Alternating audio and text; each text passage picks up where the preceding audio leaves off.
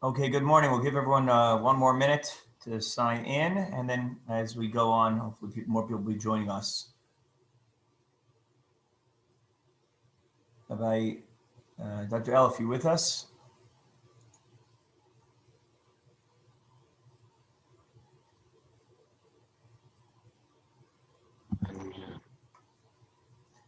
Okay.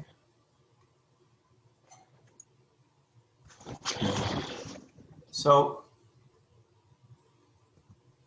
welcome, good morning, and what is actually the last part of a series, has been a fantastic series at KCT, Sunday morning guest lecture series, Sunday mornings with scholars, Talmidei Chachamim, interesting speakers from around the area and around the world, and no better way to end it off than to come back home to one of our own, a true treasure in our midst, and a friend, colleague, and someone who I always learn a great deal from interacting with him.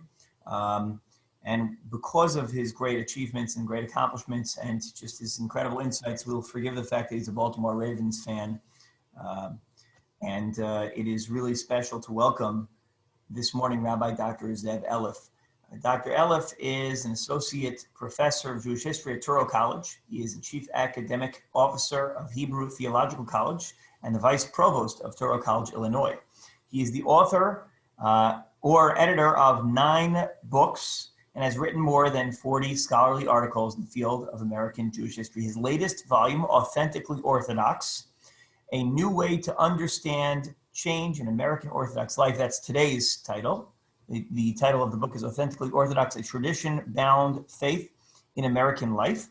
And I understand that this volume is available, I'll repeat at the end, at a discounted rate now if you purchase it before January 1st.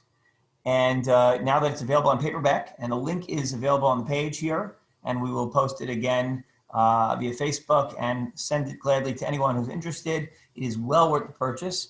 One of the great aspects of Rabbi Dr. Eleff's expertise is that you get to study things that you're intimately familiar with because it's current events, it's happening in your life. It's the people and the institutions that have literally shaped our world and continue to do so. And Rabbi Dr. Eleff is at the forefront of that field. And again, what an absolute pleasure it is to have you with us in our community. And we thank you for joining us this morning. Before we begin, are you going to need to share a screen? Yes, absolutely. Let me just turn you into co-host.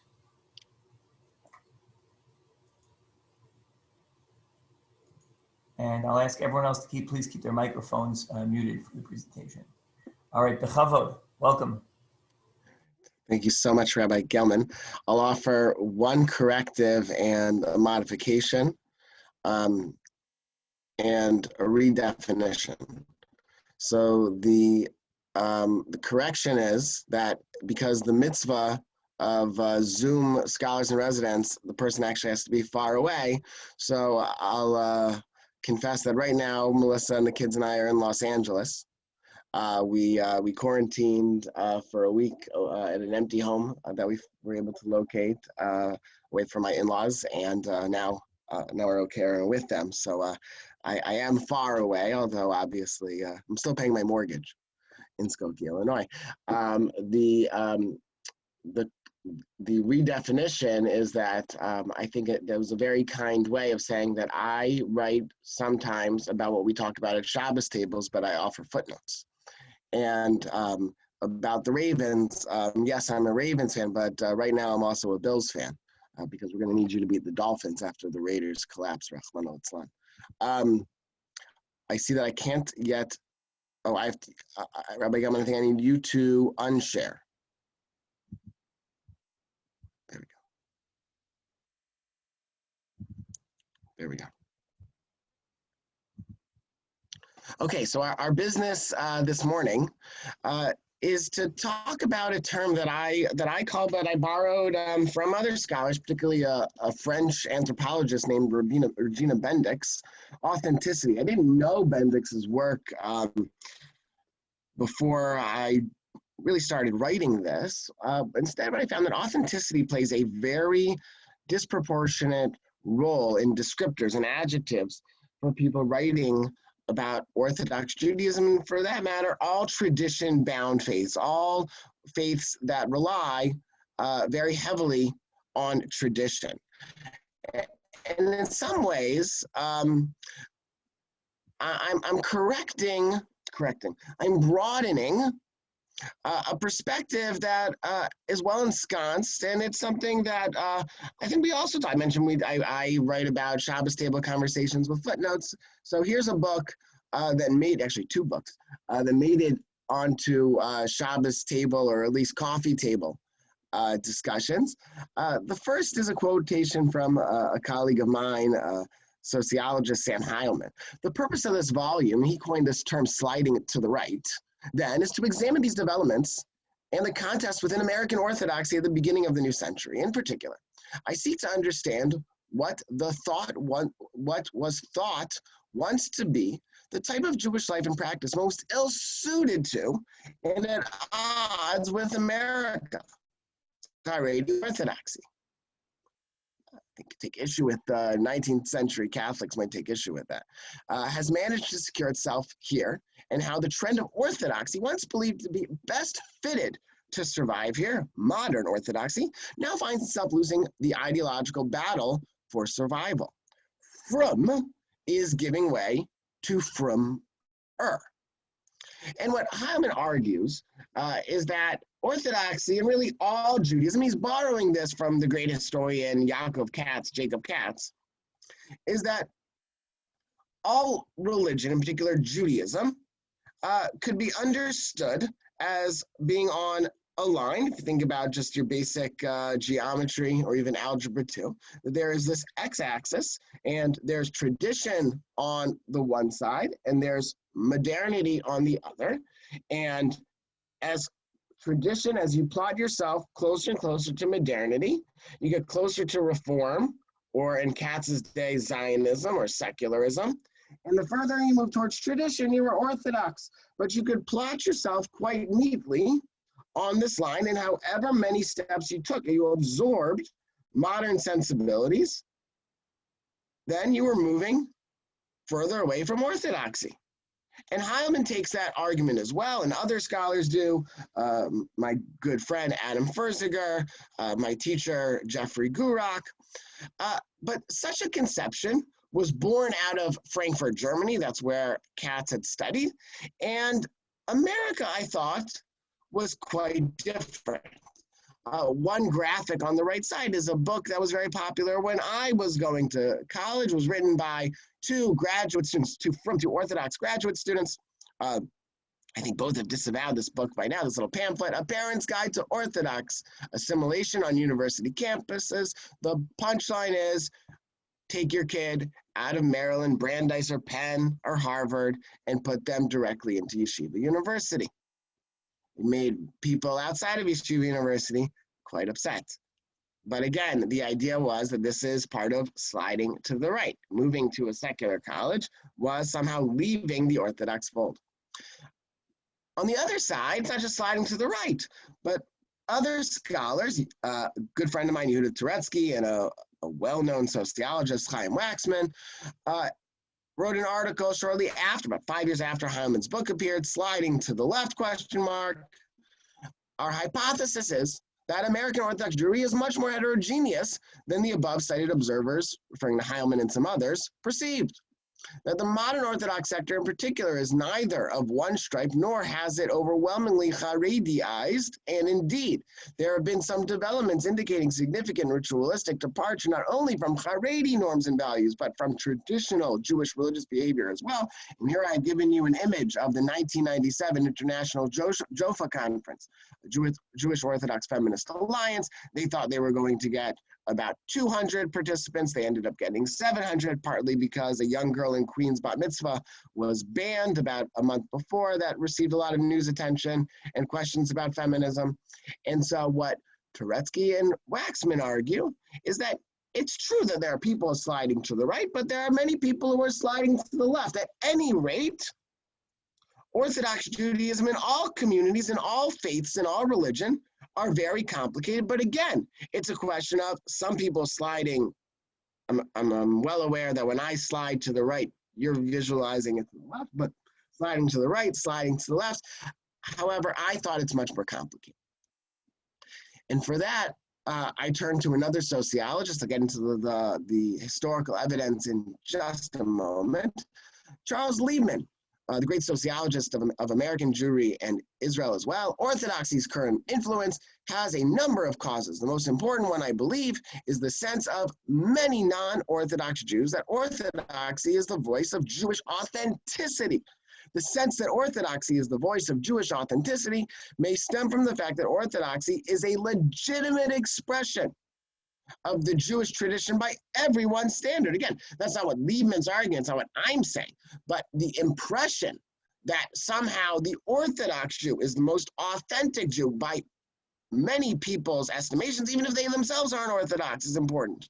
More important is that orthodoxy speaks with a sense of confidence. This is Orthodox triumphalism. We've won the day about its Jewishness that the non-Orthodox lack. So there's a self-confidence about the Orthodox that Liebman's looking at, and the fact that there is a sensibility out there that the more authentic Jew is the kippah-wearing, the shul-going 7 days a week type of Orthodox Jew. And it doesn't even just appear in Liebman in 1979, but even the Jewish Observer, the magazine of the Agudas Yisrael, it too argued in one of its inaugural issues, and here I've given you an excerpt, as you can see, is that the word authenticity is sprayed around because authenticity represents so much more than just a chronological argument. With that, what I mean is, when one says authenticity, one can suggest that it means that it's the religion or the practices that best approximate Moses or the Gaon of Vilna. That's what you can argue about. When politicians argue that their legislations or their political positioning best approximates the founding fathers, what they're arguing is that their position is the more authentically American one. But it's not just the chronological sense of authenticity, but it's also what I mentioned before, Regina Bendix's argument, that it's an anthropological, that it's an emotional authenticity. It feels right, it looks right. What Bendix argues that even though when all of us watch I don't watch scary movies, I'm way too scared about them. When some of us watch horror films, you know that the actors are in safekeeping. You know that they're not in harm's way. And nevertheless, at least I'm scared. When you attend a funeral, you know that the person has passed away. Intellectually, you've come to terms with the fact that the person is no longer with us. You're about to attend a wedding. You know what's about to happen. You've attended weddings before. And nonetheless, you're struck. You cry at a funeral. You might cry at a wedding for a different reason. You might smile. You might be happy. We are not in control of our emotions. We are, what happens is that a certain feel washes over us. And what Bendix argues is that's authenticity. That's authenticity. If it looks right, if you watch Texas Chainsaw Massacre, Silence of the Lambs, I'm such a wimp, even Scream 1 and Scream 2. It looks like something is happening and you are scared. You're scared about it. And that's authenticity. It's a feeling. It's a sensibility. And that's what I want to tease out today. And what comes about that, it gets really messy. It gets really complicated. And our business today is to explore where there are inconsistencies in Orthodox Jewish life, which, again, call for what is the most authentic feeling. In some ways we can say is that there's a web of experiences that we're going to explore about Orthodox Judaism. They're all mediated by all sorts of different modern fields, whether it's feminism, whether it's whether it's the realm of politics, whether it's the arena of finance or American culture.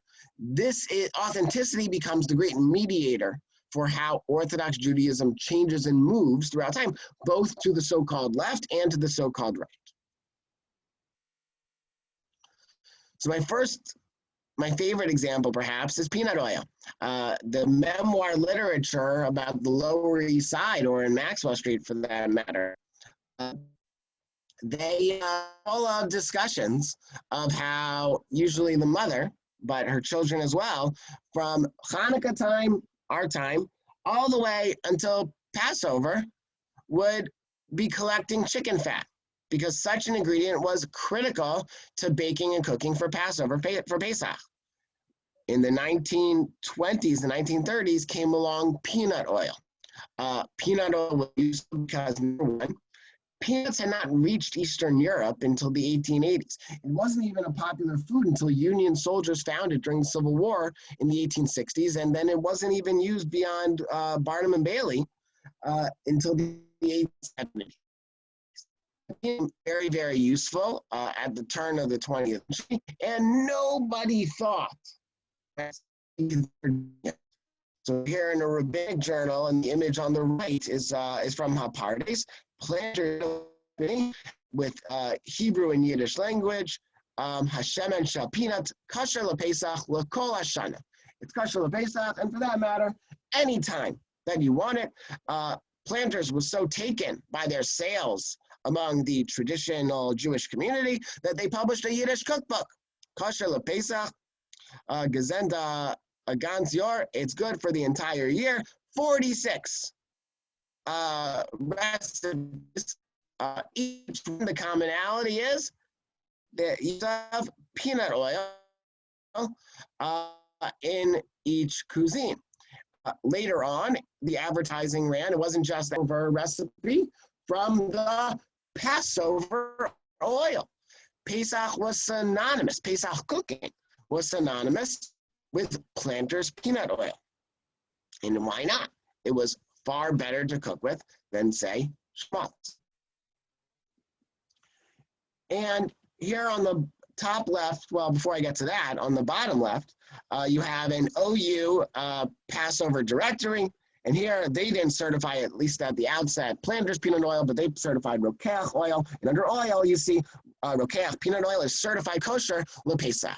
Eventually, in the 1950s and 1960s in particular, when you have a wave of Hungarian immigrants, and Samar Rav, for instance, his grandfather, delivered a Shabbos Hagadol drasha. Rabbi Gelman's are much more colorful and more interesting, perhaps. But what the Samar Rav's grandfather delivered a drasha on was to ban peanuts and peanut oil from his Hungarian community. And you see all sorts of shuvot popping up with consternation about peanut, and went both ways.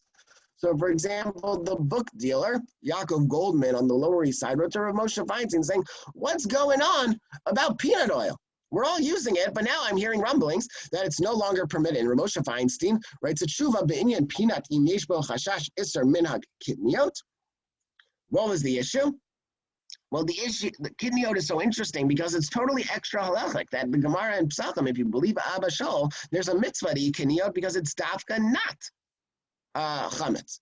But the Rishon, particularly the Ashkenazic, actually only the Ashkenazic Rishon, Rabbi Yosef Karo has, he almost mocks the ban on kidneyot. But for Ashkenazim, why did they ban? Why did we ban kidneyot, starting with Maharil onward? For two possible reasons. Number one is that you can use some of these kidneyot items when you bake them, when you mill them, then you bake them. They might appear like that, and you get confused and eat actual chametz on Pesach. The other reason is because in storing these items, sometimes grains, sometimes kernels of wheat got stuck in. You might actually bake, and because we say it's a double sheshel matirin, having one morsel of wheat is a problem on Passover. Famously, the Chai Adam wanted to ban potatoes. If you read Baruch HaShulchan one way, he says that the Chai Adam was a potato. He says Baba sauce, Yiddish for potatoes, hein Chai Adam. They're Chai Adam. So either you can say that Chan argued with the Chai Adam, or he called the Chai Adam a potato. I leave that for your determination.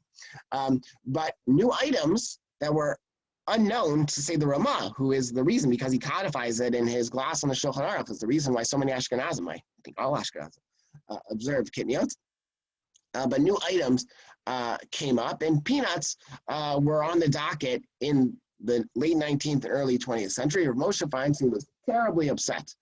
He writes in his tshuva that when I was in Lithuania as a young boy, we couldn't eat much. Remember, they didn't have Pesach programs. We don't have Pesach programs either. But he didn't have Pesach programs at all.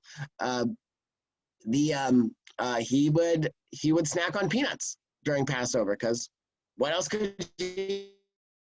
And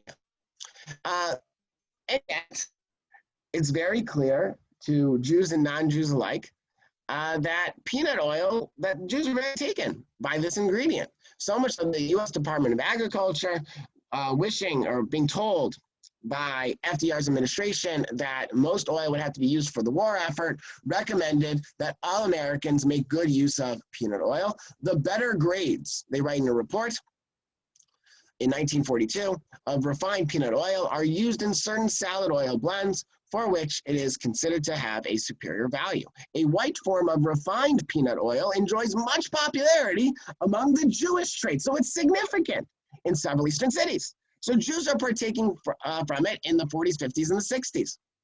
By the 1980s, however, in which the Hungarian folkway has really taken hold, peanut oil is starting to leave the Passover shelves in the supermarket, so much so that Rabbi Beryl Levy of the OK writes the following in the Jewish Homemaker, a popular women's magazine in the 1980s. And he writes an editorial note on the left side, because this is a Pesach issue, and I always have many inquiries about peanut oil, and we give our hechsher on Planters peanut oil. I again wish to print the tshuva. Now this is a different tshuva of Hagon Rabbi Moshe Feinstein Shlita. So he's still alive. So it's the early 1980s. He dies in 1986, with reference to peanuts and peanut oil. Right? It's a question. Even if you're going to say peanuts are kitniot, the question is their extract may kitniot, whether that is not some machloket rishona. So Rabbi Levy is very upset. He obviously has a vested interest. He certifies, he makes a commission off of certifying Planters peanut oil, but he reprints a personal tshuva from Rav Moshe Feinstein, also very upset.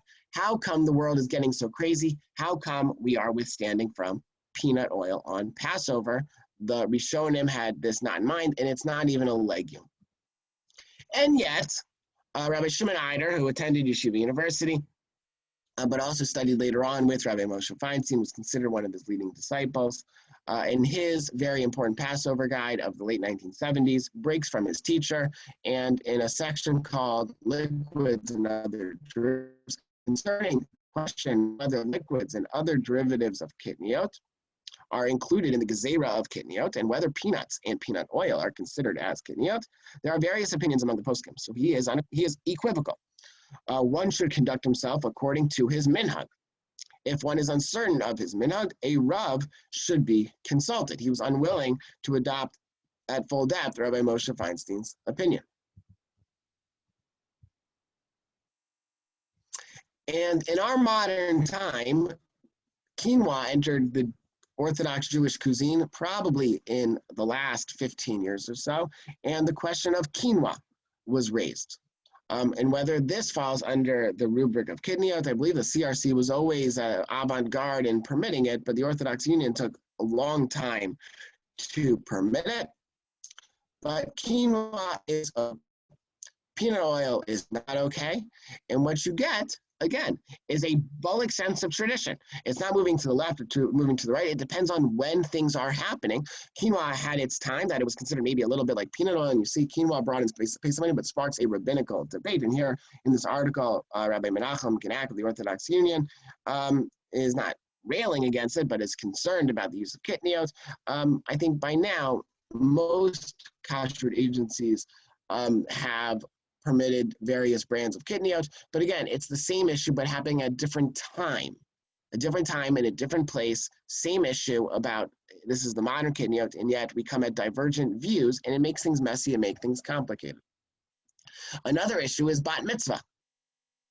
Nobody thinks twice about a bat mitzvah in our time, but certainly in the 1950s, bar mitzvah was linked to non-orthodoxy.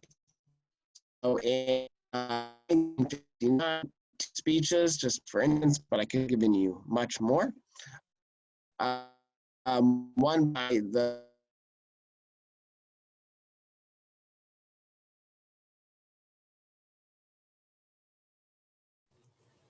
We're having some connection problems. team. Sorry, am I here? It's choppy. It's choppy. How about if I stand back a little? Are we okay now? We see more of you. You see more of me. It's I guess keep going. If this is the strongest connection, keep going. Just we stopped for a few moments. I apologize. I stopped for a few moments. Okay. You know what? Let's do this, because you need to see me more than you don't need to see me as much as you need to see my screen. So let's just, for caution's sake, use our bandwidth for the PowerPoint, not for me. Conservativity tnuachitim. The conservative movement, maybe it was a pun intended, is a drifting movement that is infringing on modesty and good sensibilities among the Jewish people. And our business right now, not sure where it became choppy, is about bar mitzvah, which became directly linked to non-orthodoxy.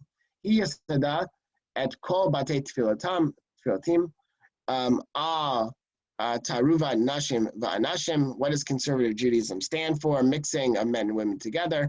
Friday night services, which means that in the time when people were working, Shabbos starts in Chicago just a couple weeks ago before 4 o'clock.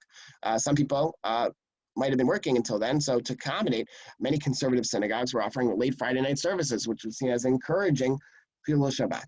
Bat mitzvah and nashim morshim lomar kaddish, and women who were permitted to recite kaddish, all items that were linked, according to the chief rabbi of Elizabeth, New Jersey, with conservative Judaism. Reform didn't do bar mitzvah because they had confirmation ceremonies. They had done away with bar mitzvah, for instance, in the 19th century. Bat mitzvah was seen as something egalitarian, something that was associated with conservative Judaism. The very first bat mitzvah in American Jewish history was Judith Kaplan, Rabbi Mordechai Kaplan's daughter. There's a machloket whether or not her bat mitzvah parsha was Tazria or Kedoshim. She remembers it being Kedoshim. His diary says it's Tazria. Probably believe his diary more than her. More contemporaneous source. But in any case, Kaplan was part of the left wing of conservative Judaism, eventually broke away to start Reconstructionist Judaism, certainly. But Bat Mitzvah was conservative, was not Orthodox, particularly in the tri-state area. And Reb Eliezer Silver, Chayin Haskim, he's writing a haskama, an approbation for another work, and he agrees with, particularly goes out of his way of this tshuva sefer, to say, I agree. Al Isser Sheikri is Mar, Al Asher Hichlilu Lalachat Bechukei HaReformim, Lachug Chagigut, Habadgrut, celebrating a life cycle of reaching the maturity of women, lenarot, of young women. Shalom Plileno, this thing is just not to be believed. And it's all new. It's all new. Bar mitzvah is not permitted. It's no good. And in 1972, for instance, I don't know if you recognize her. She is in the front, second to the right, is the Associate Justice of the Supreme Court, is Elena Kagan. The very first bar mitzvah at Lincoln Square Synagogue. There's Rabbi Shlomo Riskin on the top with his $1 million smile on the top right, second to the right. But even Miss Kagan's bar mitzvah wasn't publicized Lincoln Square Synagogue. In the bulletin, it was only indicated in the Mazel Tovs, and not even the first Mazel Tov. You didn't know that she would eventually be a dean of Harvard Law School and and as a member of the Supreme Court. A year later, Rabbi Haskell Lookstein at KJ, he made sure that his daughter was bar mitzvah, but not before he experimented, that he tried to assess the politics of it by bar mitzvahing somebody else. Where was bar mitzvah very popular? The hinterland and in the Midwest and the West Coast, particularly the HTC graduates, for instance, were very involved. Why did they have to do that? Because in suburbs, and as many more Americans were moving from the East Coast to the Midwest and the West Coast after World War II, living in the suburbs, new synagogues had to compete for young members, and young members had young families. And it was critical for Orthodox synagogues and Orthodox rabbis in particular to compete with conservative and reform, but really conservative was on the rise with Chancellor Louis Finkelstein at the seminary to compete. And if conservative Judaism was offering a bat mitzvah and a family had young girls, you needed to offer a bar mitzvah. You had to find a way to offer a bar mitzvah that made good sense. And eventually, it's an example of where the periphery really reshapes the center.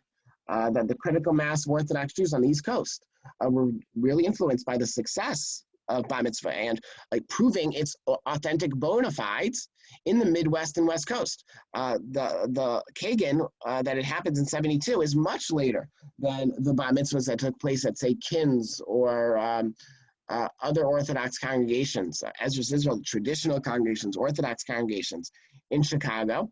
For example, I said that we're in Los Angeles right now.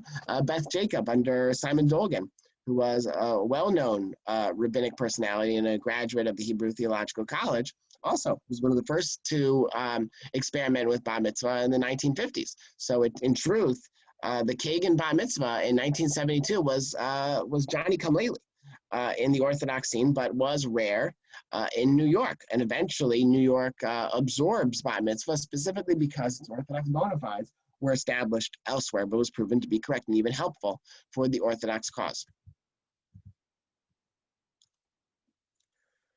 Another issue, of course, when it comes to women is women's learning.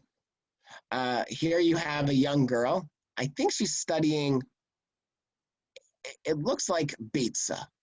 I always look at this picture and I can't figure out. It's too small of a volume to be any of Nezikin. It could be Mako. Well, it's too small to be Mako's. I think she's learning Beitza. In Yeshiva Moshe Soloveitchik in Washington Heights. And it's named after Rabbi Moshe Soloveitchik. His son, of course, was Rabbi Joseph B. Soloveitchik, who in 1977 delivered the first Talmud lecture at the Stern Beit Midrash in 1977.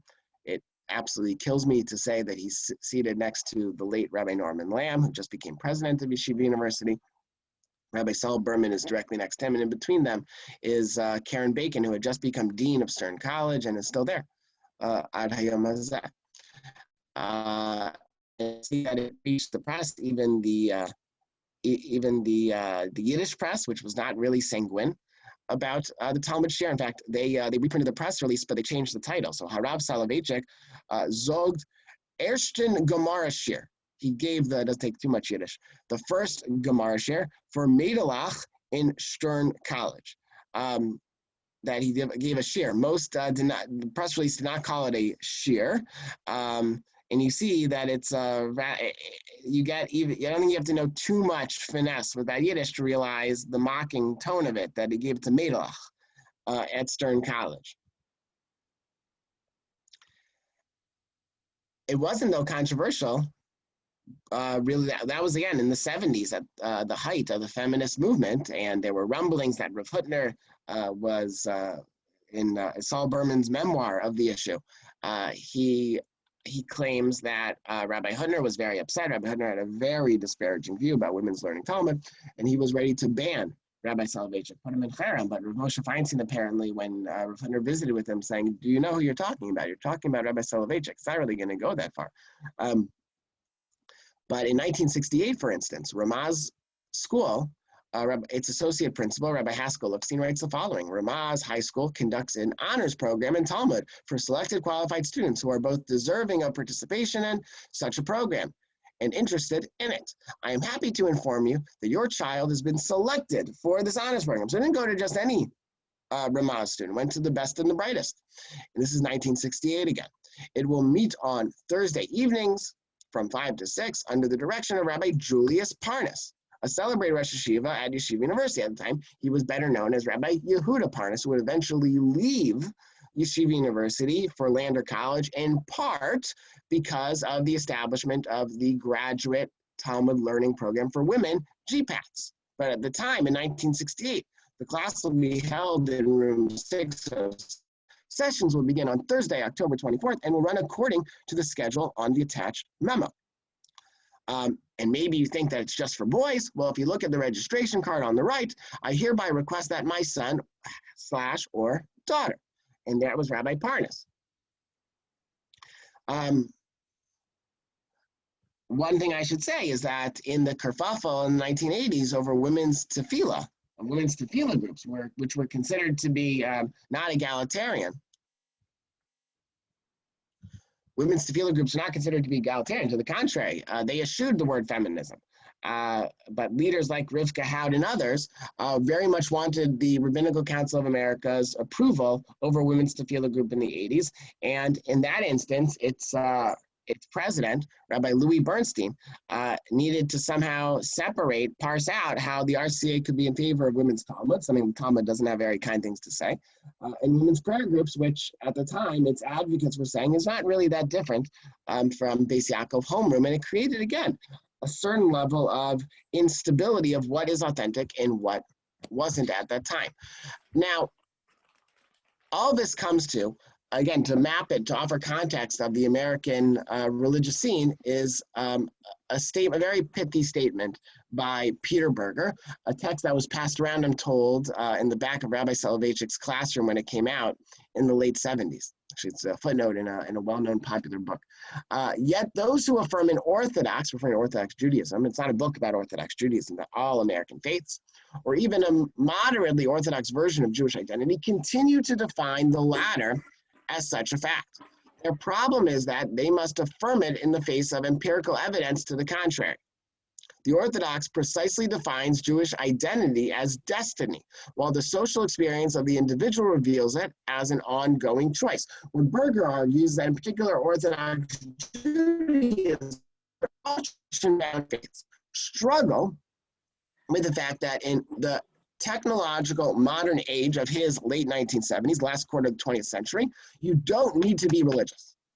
That modernity has mobilized and opened up vistas of opportunities. When you're pooping, because you can't. You cannot take Torah. It's not Torah. It is. Yeah, if we could mute everybody.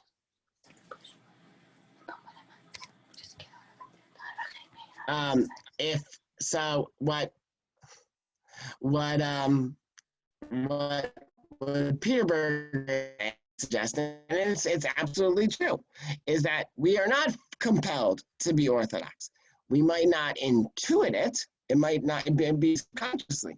Every single morning, we wake up. We say to ourselves, Nas Nishma. We are going to be Orthodox today. Nothing is compelling us politically. Nothing is compelling us from a national perspective, maybe socially. It's very important in our community that we remain Orthodox. But every single day, we are electing, we are choosing, and it's a wonderful concept, actually. We are choosing to be Orthodox Jews. So that's what he says. The Orthodox defines himself as living in a tradition, and yet we don't notice it. Maybe we should start saying Na'aseh v'nishma every single morning before we go to davening. But we don't do it. Why? Because we see ourselves as part of a traditional community. The Orthodox defines himself as living in a tradition. It is of the very nature of tradition to be taken for granted, and that's indeed what we do. This taken for grantedness, however, is continually falsified by the experience of living in a modern society. Not falsified in the sense that we don't feel obligated or religion is a farce, but we aren't obligated. We aren't obligated at all. We elect every single day to be joined into this community. The Orthodox must then present to himself as faith what he knows empirically to be choice. This is a difficult feat. And yet Berger was wrong. He suggested, not wrong about this experience, but that Orthodox Judaism and all tradition-bound faiths were doomed because they didn't stand against this elective system that every single day you choose. It's a choice. It's not a demand on us. And why did he do it? Because, we'll get to these sources in a second, because it came up on a listserv recently. My teacher, Jonathan Sarna, very often says is that Orthodox Jews bet the house on education, and they won. Our system of education has, in a sense, inspired generation of people compelled. Compelled because it's provocative, because they want to remain in this traditional Jewish fold. And how do they do that? In the best of it, remember, we talked mostly about the modern Orthodox world. The modern Orthodox world is only 30% of the entire Orthodox community. Just by the Pew report is about to come up, I'm told, with an updated study later in January. But to go by the 2013 numbers, and there's no reason to think that it should change all that much. There are about 5 million Jews in the United States. About 10% are Orthodox Jews. So follow the math, very easy math. 500,000 Orthodox Jews in the United States. 30% self-identify as modern Orthodox. So that means 150,000 Jews are modern Orthodox. The rest of the other 350,000 identify as part of the yeshiva world or the Hasidic community, and those two communities blend very often together. And those communities in particular have created a child that is incredibly compelling. And some of these items we talk about, we know. The bracha bee, for instance. I remember being a boy in Baltimore. I didn't know what a Napoleon was. That was the beginning and the end of my bracha bee career. I didn't know, well, the Napoleon, by the way, is a mezonot and a brain nefasha. I didn't know that. So I was out, and I didn't go on to New York. But bracha bee obviously replaces the spelling bee. And here you have, in the late 1980s, instead of baseball cards, you have Gedolim cards, or Torah personality, or rabbi cards. Hey, this article appears in Time magazine. Hey, I'll trade you a Ruderman for a Feinstein. If that's the case, then I own a Moshe Feinstein rookie card. But the modern Orthodox community aren't very taken by. They offer a spoof of it as a clever ad in a Purim Lampoon issue in one of the Yeshiva University papers in the late 1980s. Chops Chewing Gum presents centrist Orthodox Gedolim cards, a reprinting of the classic modern Orthodox. They just reframed from modern to centrist Orthodoxy. Gedolim set issued 10 years ago. Collect both cards, obviously mocking how people in other sectors of the Orthodox community are collecting these rabbi cards. And yet they're very compelling, these rabbi cards. Why? To replace to imbue, I should say, a childhood culture, not necessarily replace, but to imbue a childhood culture with a certain level of an authentic Jewish feeling. And then all the way to the right, and I actually own one of these sets. It was very instrumental during COVID. I think Rabbi Gelman had put it in a newsletter. My kids and I, we made chovevei out of these Lego blocks. It turns out that the KCT building, if you take the kosher Lego and you combine it with a frozen set, it looks exactly like KCT. But you see, Lego is no longer from enough. We need from Lego binyan blocks. And again, replace the childhood culture. Where does it come from? Well, Torah Masorah, who was led, you see a quotation here by Daniel Kramer about the influence of Rav Aaron Kotler, and we'll get to him in a moment, on the day school movement. The burgeoning day school movement, you see in the numbers, begins in the 1940s, directly after the Shoah, and it catapults from 1945 to 1965. About 10,000 students are enrolled, all the way to 70,000 students. Schools are absolutely booming, but a very particular type of school is booming. So in the 60s, for example, the rabbinical programs, again, this is a tabulation from Charles Liebman, an article in the American Jewish Yearbook. The largest rabbinical programs in the mid-1960s, Yeshiva University had the most. Torah V'Yira is a Satmar Yeshiva. Mir, BMG, Lakewood, Beis Medrash Gavoa has just over 200 after Rav Aaron Kotler dies in 1962. You see Skokie Yeshiva is just below 150. And others of these yeshivas are well known, but they're relatively small yeshivas in the 1960s. What happens? Take a look. These are numbers from the CEO of BMG, Rabbi Aaron Cutler, named after his grandfather, Aaron Cutler. What's fascinating is that you think about Mesorah, the numbers at Lakewood that they produced begin in 1923 when the yeshiva was in Kletsk, when Rabbi Cutler moved the yeshiva away from where his father-in-law was in Slutsk. In 1923, it's a very small yeshiva. You see, in 1939, he closes it up to migrate. He disbands it. He reopens it in Lakewood, New Jersey in 1943. Very, very small. By the time of his death, just about 200. When his son, Rabbi Schneier Cutler, takes over, it starts to grow even more. But you see, really in the 80s, just as Peter Berger was predicting the demise of Orthodox Judaism. In fact, Lakewood gets larger and larger, and these numbers, it plateaus a bit after 2005. These numbers go until then. You see, most colleges, most yeshivas would kill for these enrollment figures. I certainly would. But with yeshiva education comes, again, levels of inconsistencies. So going back to the Pew study for just a moment, and again, it's correlation and causation is a tricky thing. So I won't try to offer too much explanation here. But one of the Pew study's queries was how important is intellectual curiosity? That's how they framed it. And obviously, it's a little bit of an open-ended, undefined question. What is the importance of intellectual curiosity to your Jewishness? That's what they asked every single interviewee. And you can see that the blue, so they were asked, is it essential, important, but not essential, non-important, or unsure? And you see that all Jews answered at that 48% clip essential. Then the remaining, most of them said important but not essential. Conservative and Reform, they reported almost like everybody else, all Jews. There was no real difference between conservative and Reform. Orthodox, however, were the only religious movement that dipped below the median. But because it was taken in 2013, the prompts for the interviews, once the person interviewed said they identified as Orthodox, the interviewer asked the interviewee, oh, what type of Orthodox are you? Are you modern Orthodox, Hasidic, or Yeshivish? And so it's not available in the summary report, but if you do a little bit of cross-tabbing, I've learned lately to be a bit of a social scientist. If you look at here again is the Orthodox, lower than most of American Jews.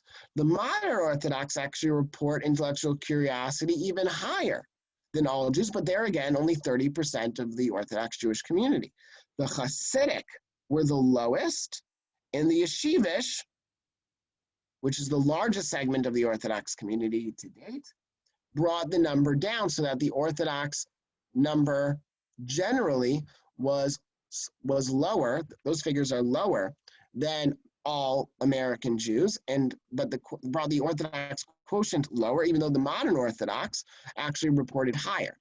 But what's even more interesting is that when you dissect this number of Yeshivish Jews, here again is all the way on the right, this number, they report, again, next to Hasidic, the lowest of the religious populations in terms of intellectual curiosity being essential. Yeshivish men behave like Hasidic Jews, whereas Yeshivish women are intellectually curious like the modern Orthodox. So you have a lot of behavioral inconsistencies by gender in the yeshiva world, perhaps. And that's some really interesting questions about rabbinic leadership. So you have, for instance, an interesting case in Portland, Oregon, where Rebbitzins, Kollel wives, were subpoenaed to speak in a particular court case, and they claimed clerical privilege, that they did not have to disclose the contents of their conversation with other Jewish women because of their role as clergy people in their community. And the lawyers, you can see an excerpt in an article, and argue, yeah, they are like, they're not like rabbis, but they have some extra role. And in fact, I've argued in writing that the most powerful person in Orthodox Jewish life today is the Chabad Rebbitzin, for a variety of reasons. But the Orthodox woman, she has found her creativity. And really, even though we think that, I don't think I'm speaking out of turn. I remember when I came to Chicago and I met with a committee that advises the JCFS on matters of the Orthodox community. I was invited to give a lecture. It was my first month returning to Chicago in 2015, and I was flabbergasted. 95%, it was 27 women and one man on this committee. I was expecting to speak to rabbis. I gave my talk nevertheless, and then they let me ask some questions. I asked, how did the make up this committee get to be that you had so many women? Social workers, wonderful people, superheroes, really wonderful people. And these very, very sort of, I would say, part of the yeshiva world of Chicago women, they responded nonplussed. They said, yeah, it's true that we're not rabbis. We may not get aliyahs, but we run the show. When somebody can't pay their mortgage, we know that it's happening. When there's dispute in the home, we know what's happening. We're the ones who are making the calls or calling the shots, and we take that role very seriously, and we identify this really interesting subsector of Orthodox religious leadership, and we are exercising our creativity. Well, they didn't say that part. That's what I'm understanding. And when it comes to the role of women in Orthodox Jewish life, what hits the spot is authenticity, and this is a section of the rabbinical group that advised the Orthodox Union a number of years ago on the role of spiritual leadership of women in the Orthodox community. The idea of Mesorah is often, the rabbinic panel, is often mistaken as a mere historical record of that understanding, combined with both the absence of historical uniformity of normative practice and the gradual evolution of halacha, can be misconstrued as compromising the authenticity of Mesorah. Authentic Mesorah is rather an appreciation for and application of tradition as the guide by which new ideas, challenges, and circumstances are navigated. In a sense, what the rabbinical panel was intuiting was the similar argument that I'm making, is that what's most important isn't necessarily intellectually in a tradition bound. Certainly intellectual and halakha and the strictures of it are critically important, but also what's very important is that it seems authentic, that it hits a particular justification in our community. And I'll end with a certain level of tentativeness, trying to get to our time. Historians, are the worst sort of prophets. But I will offer some observation, especially now that, thank goodness, I'll confess that a couple weeks ago I was Googling the word vaccine on the hour, every hour. Now it looks like we're finally getting out of this miserable time.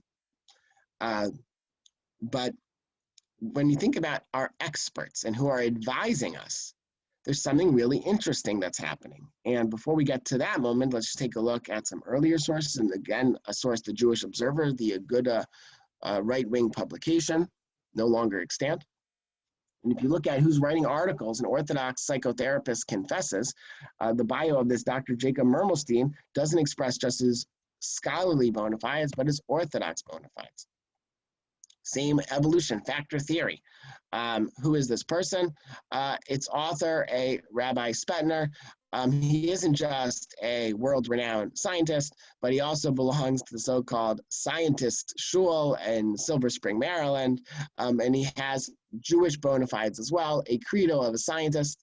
Again, and these were the articles. I could have given a whole slew of others. Dr. Sylvian Shane, again, a very long bio, which has mostly to do with his Orthodox credentials than his scientific or secular kinds. And then we get to the Das Torah, and the concept of Das Torah probably takes a lot longer to flesh out, but just an interesting comment about this extra halachic rabbinical intuition is something that I think a text that we don't know is Rabbi Dr. Abraham J. Twersky, a noted psychologist, an MD, so he must be a psychiatrist.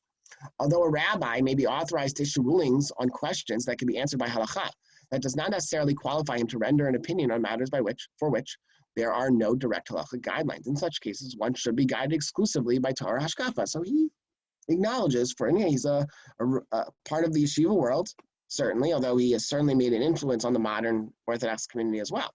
But he certainly subscribes to an idea of Das Torah. There are principles of Torah Hashkafa that can serve as guidelines for all situations in life. However, a person giving an opinion must be certain that his opinion is based on pure Torah concepts. This can be done only by someone whose entire thought processes are the result of Torah knowledge. And this is where the idea of authenticity and who is entitled to Das Torah comes to the fore. I have studied psychology, and it is possible that my thinking may have been influenced by my secular studies, even if I had adequate Torah knowledge. So even if he was capable of reaching the station of Das Torah in his Chachma, I could not be considered Das Torah. Why? Because I have been subject to concepts that did not derive from Torah. He has surrendered his Das Torah by studying secular knowledge. Therefore, Das Torah is a Talmid Chacham who was never influenced by anything other than Torah. He is pristine, clean of all secular knowledge, according to this view of Das Torah. And you see that bears out, again, in the pages of the Jewish Observer. A letter to the editor, name withheld, somebody in St. Louis, Missouri, very upset that the Jewish Observer has published an article called A Time for Change by a Seymour Glick, who is somebody in science, somebody in medicine. How could this person apparently offer opinions that were at odds with Gedolim? They know better. And just to source John Rice is that even though they don't call it Das Torah, and certainly I don't mean to say that it's a one-to-one analogy, but certainly the upsetness over lay people taking charge of certain matters and somehow toppling the religious elites in their establishment is something that exists in all religious spaces, not just the Jewish one. But for the modern Orthodox, this community is generally, if not resented, eschewed. Modern Orthodoxy, and even though he may have subscribed to it early on, did Rabbi Soloveitchik in the 1940s. By the 1970s, I resent very much in the bold section that certain Rosh Yeshiva and certain teachers want to impose their will upon the boys. It is against the law. I don't know what he means by against the law. But certainly the modern Orthodox community and Rabbi Norman Lamb as well gave a well-discussed and well-publicized speech in the late 1970s. Again, very interesting is that all of this change about authenticity and authority and the rise of the yeshiva world and new concepts of what is authentic and what isn't is taking place in this critical last quarter of the 20th century. And he gives a speech in which he is championing the RCA not to react to cries of heresy, that we don't follow Das Torah. And then a final sign, again, I offer this very tentatively, is that the modern Orthodox community, I think, by all accounts, we're very grateful for the rabbinic leadership. And it's been a miserable time, but we've felt safe, that we feel that, I think, I hope, that we feel that our schools have taken the right precautions, that we've understood when our schools have been closed and continue to certain populations to be closed. After all, this is happening by Zoom. But I want to take a look at some of the language by the modern Orthodox community, one by a national figure and also one in Chicago. And I mean this in the most positive sense, because when we talk about expert and we talk about authority, the modern Orthodox community, despite our openness to the outside world, we don't ask Anthony Fauci. We don't look to somebody at Johns Hopkins University. And with due respect, I'm not suggesting that Dr. Glott is not worthy. Certainly is. But it's very important that we ask a rabbi doctor to advise our national modern Orthodox Yeshiva University, Rabbinical Council of America, Orthodox Union, that whole bundle of a communal entity to be advised by a very worthy person, but one who specifically is ensconced within a modern Orthodox world. And it's very important. He would, I think he still does, give a weekly update in the newspapers and are published online. I think it's part of listservs and the like that people are in touch with. But if you take a look, how does Rabbi Glatt interpret these issues of COVID? In just the past 24 hours, I think September 25th, this was right before Simchas Torah, I have been inundated with numerous pressing shilos. The questions he's getting are not really shilos. He's getting medical questions on the whole. Yes, is he involved about the case of the shofar, mask, no mask, inside, outside, certainly. But he's being asked medical questions, and by interpreting them, by broadcasting them as shilos, he is using a language that is comfortable to our Jewish, to our halachic, to our Orthodox sensibilities. We are turning to him because he understands our community. And there's a wonderful book about this in American religion generally called The Anointed. But in our community, we are looking to experts who get our cues that are really important. And at the same time, I didn't realize it, it's the exact same date, September 25th. I think we all received this letter from some organizations in our email boxes at the time. We, the undersigned, from physicians of the Chicago Jewish community. It wasn't just that these are physicians, that these are epidemiologists, that they're pediatricians, that they are internists. It's not just that they have the science background, but they want to telegraph to us that they are from, and presumably we want to know that they are from. And by doing that, it increases their authentic bona fides.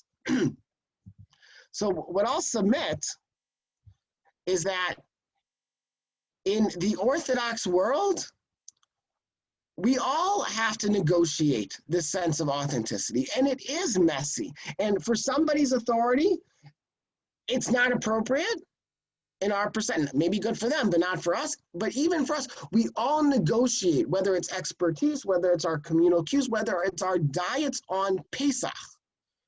We are all somehow bound up in these really tricky questions about authenticity. It's not about sliding to the left. It's not about sliding to the right necessarily. It's all about, in our specific moment, our specific time, in our specific region, whether we're talking about politics, economics, social, cultural forces, all of that has to be separated and understood at full depth. And then you get the complexities, but also I think the beauty and the complexities of Orthodox life in the United States. Thanks so much. Thank you, Dr. Eleff. Two things. This first of all, this is an incredible talk. Gained a lot. I'm gonna have to go back and review some of the points you made. It's what's fascinating about your work is that it really is halacha l'maisa in terms of what is going on right now in our lives. A number of stories, and I'll have to talk offline with you about this, that have flashed across my screen in the last 24 hours. Are things that, like, it takes many of us a great deal of time to process and to understand, to quantify what it is. I was thinking about the Dr. Glatt piece, and is it possible that that's just because he's a person who's familiar to us, not because he's from, but because we know him, we have access to him. In other words, in Chicago, we have Dr. Katz. He's not a doctor, though. He's a Talmid Chacham. He's not a rabbi, though. He's not a Talmid Chacham. And is it possible that he has been sort of held on that pedestal, not because he is viewed as sort of a spokesman of the frum community, but rather because he is someone with access to? I think access is really important. Obviously, I don't have Dr. Fauci's number on my speed dial. Certainly right. Access is critically important, but even with particular issues about who's writing the articles of kind of bashos, too often others like brain death or Tay-Sachs screening. All of those articles, abortion, all of the articles that were published in tradition or otherwise aren't being published by people outside of Orthodoxy. In fact, the footnotes very often aren't from the non-Orthodox. They're published by the Rabbi Tendlers, the Rabbi Blechs, and these are wonderful people. Don't get me wrong. I am not at all. Please don't leave here thinking that I have somehow said that Rabbi Glatt is unworthy. But people we have access to and people it's a combination. Again, when we talk about authenticity, who can speak to us, for us, and with us, access, getting our cultural cues is critically important. Whose history do you read? I'm sure that there are some people who are more comfortable with my writing because I daven 3 times a day than maybe some other historians. It could be. And likewise, there are going to be people who take issue with maybe an Orthodox Jew writing his first book about Reform Jews. I'm sure that dawned on somebody. We all want that concept of access, cultural sensibilities, and of course, expertise. Now, of course, where those measure up, right? In certain enclaves, scientific expertise doesn't matter all that much. For some, it matters quite a bit. It always matters to some degree or another. But I think you're right. Access, that's a good corrective. Access has to be part of this calculus of who gets to be our authority. But again, it speaks to how we conceive authenticity. I could ask a follow-up question. I don't know if this is something you want to comment on now or have any thoughts on it. So last night I noticed a post from someone who, there was a whole story going around about how Rav Shechter and Rav Willig, who have been instrumental in terms of informing halachic and the sensitivity to medicine, playing a primary role, and science playing a primary role in this time period, that they both received their vaccines. Now, I don't know what the situation, the numbers are, but I saw all of a sudden there was this post and it had a nasty undertone to it, saying, how did Rav Shechter and Rav Willig get the COVID vaccine? Aren't people over 65 in New York City, are they getting the vaccine already? And a whole discussion which erupted as to whether or not they would be worthy. Are they really essential? Now, you would never find such a comment in the Haredi community. Obviously, you never find someone questioning whether a Haredi posek would have the right to do so. It's interesting how we respond. We have kind of like in the modern Orthodox world, we are sort of straddling that fence between the different roles that rabbis play and scientists play and medical officials play. But I was struck by that comment. I don't know if you have any thoughts on that. Yeah, and I had assumed, this is just conjecture, but I think it's reasonable, is that I thought that Rav Shechter and Rabbi Willig were videoed in order to encourage more people, right, to take the vaccine. Now, I think that the people that are beholden to Rav Shechter and Rabbi Willig are already chalishing to get the vaccine. So I think they might thought they probably just called a number of Rosh Yeshiva, and these are the ones who picked up the phone, maybe. But I think the sense is, but also it speaks to, I think in some ways, last 12 months, the reach of Rav Shechter to the yeshiva world, that he has been so spot on and so responsible in how he's answering, and he's I hate to use this word, but in a public facing way, his celebrity, his influence has only grown. Those tshuvot are so easy to read, and they're translated in English. But he was interviewed by Mishpacha magazine, I believe, a couple of years ago. Now they called his teacher Rabbi Yasher Ber, not Rabbi Yosef Dover Joseph V. But certainly Rav Shechter has some plans. So I assume that it was a mechanism that by broadcasting their vaccinations, they could get more people who over the next couple of weeks, as the vaccine gets rolled out, will take advantage of it. I hope they will. I don't think that's a question. I think what was interesting was that there was actually a comment about it where you would never have a question raised in other communities. That's what I was saying. In other words, I think you're right. So I think that right. So as much as Rav Shechter has been accepted, I think that it's hard to tell. Is the world of social media. There's a new book called Digital Heretics. I'm getting the name wrong. It's by Fader, by Ayala Fader, called about the Hasidic world and certain people with access. And I always had a question of how large is the community on social media? It's hard to tell. It's like when you read the reviews on Amazon, is it just the competitor who's giving it the 1-star scores all the time? Is it really that bad of a product?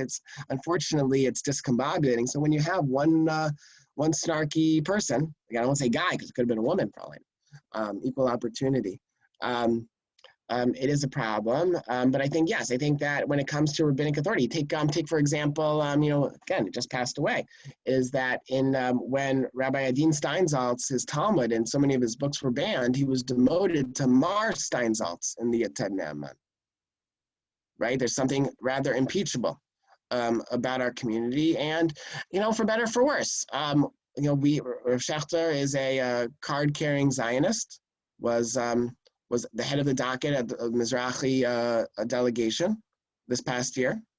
And we become vulnerable for that reason, for our openness, but we take our lumps because he believes, and I think we all believe, is that what we're fighting for and what we're doing in life, while it's challenging, it's what we believe in. And it's sad, but I agree. I won't say that.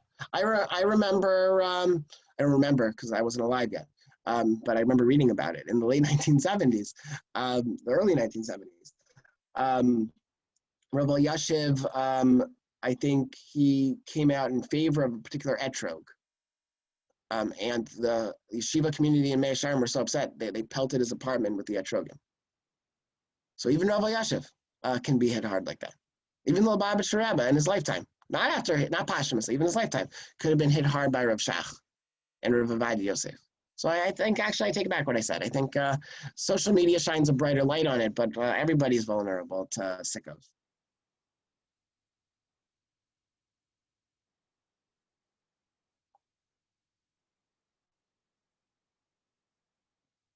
I want to thank Rabbi Dr. Eleff, and again, encourage you to purchase this, the latest volume, Authentically Orthodox. Again, discounted rate. The information is on the screen. It was sent out via email. We thank you, and we thank you for waking up a little earlier also, because you're in the West Coast. And we wish you a safe travel, and we look forward to seeing you back upon your return. This series will take a hiatus for a few weeks, and will continue mid to late January with a whole new slew of guest speakers. Everyone should have a wonderful day, a Shavua Tov. Thank you so much. I'll bring some of the weather back with me, I'm told.